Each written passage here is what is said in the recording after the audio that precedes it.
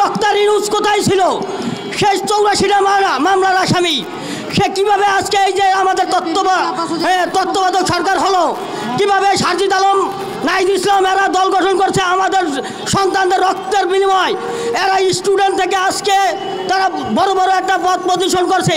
আমাদের একটা শহীদদের একটা হত্যাকাণ্ডের কোনো বিচার করে না। দুঃখের বিষয়, এখন এই যে আমাদের সন্তানদের লাশের উপরে যে সরকার গঠিত হয়েছে, এই যে তত্ত্বাবধায়ক সরকার, ডক্টর ইউনূস স্যার, আসিফ, সারজিদ, নাহিদ, এরা এখন ক্ষমতার মসলাতে বসে আছে। এরা আওয়ামী লীগের সাথে কমিউনিকেশন করে, তারা ইলেকশনে করার জন্য বিভিন্ন দলের সাথে তারা অর্থ বিনিময় চুক্তি করতেছে। কিন্তু দুঃখের বিষয়, আজ আমরা বারবার অবহেলিত হইতেছি এবং আমরা বিভিন্নভাবে আইনের প্রক্রিয়া দিন চালাতে যাচ্ছি। কিন্তু যেথায় যাই তারা বলে আমাদের নাকি করুণা করে, কিন্তু দয়া দক্ষিণা করে। আমাদের দুঃখের বিষয়, আমরা তাদের কাছে করুণার জন্য যাই না। আমাদের সরকারের আমাদের সন্তানের লাশের উপরে তারা আজকে ক্ষমতায় বসেছে না, তারা আমাদের কাছ থেকে ভিক্ষা নিয়েছে। যে এই ডক্টর ইউনূস কোথায় ছিল? সে 84টা মামলার আসামি।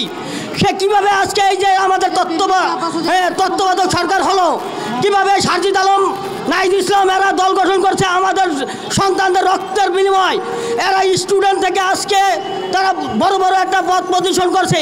আমাদের একটা শহীদদের একটা হত্যাকাণ্ডের কোনো বিচার করে নাই বা কোনো আসামি গ্রেপ্তার করতেছে না।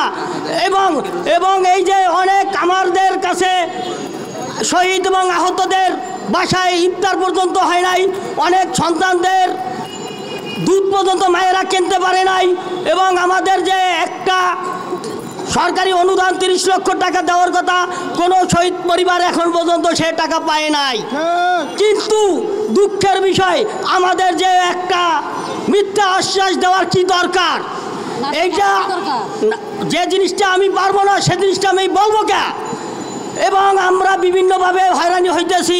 আজকে দেখেন আমাদের এক শহীদ সন্তানের কবর ভাঙছে।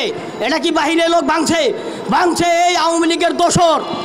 এই আওয়ামী লীগের দোসররা আজ আমার শহীদদের সন্তানদের কবর ভাঙছে। এক শহীদের বোনের গণ দর্শন করা হয়েছে। এটা কি প্রশাসন এবং আমাদের তত্ত্বাবধায়ক সরকার দেখে না? কিন্তু আমরা জানি যে এই সরকার আমাদের সরকার, কিন্তু দুঃখের বিষয় আমাদের সরকার আমাদের কোনো কাজ করে না। সে তার আখের গুছানোর জন্য ব্যবস্থায় আছে।